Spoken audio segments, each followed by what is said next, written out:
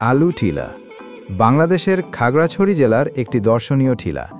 এটি মূলত শহরের কাছাকাছি হওয়ায় সহজেই ঘুরতে যাওয়া যায়।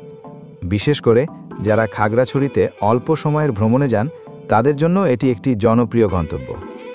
আলু টিলা সম্পর্কে কিছু তথ্য দেওয়া হলো।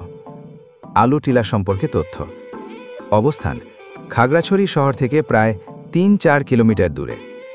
উচ্চতা: আন্দাজে ৩৩০ ফুট উঁচু। এই টিলাটি পাহাড় ও জঙ্গলে ঘেরা।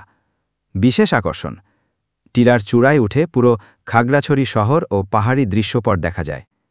এখান থেকে সূর্যোদয় ও সূর্যাস্ত দেখতে অসাধারণ লাগে। একটি প্রাকৃতিক গুহা আছে যেটা স্থানীয়ভাবে মিস্টি টানেল বা ডার্ক কেভ নামে পরিচিত। এটি বেশ অন্ধকার এবং ভিতরে ঢোকার সময় টর্চ বা মোবাইলে লাইট প্রয়োজন হয়। প্রবেশ মূল্য: সাধারণত একটি নামমাত্র টিকিট লাগে, 40 টাকা। ভ্রমণ টিপস: আরামদায়ক জুতা পরা উচিত, কারণ উঠতে হয়। পানি ও হালকা খাবার সঙ্গে রাখা ভালো।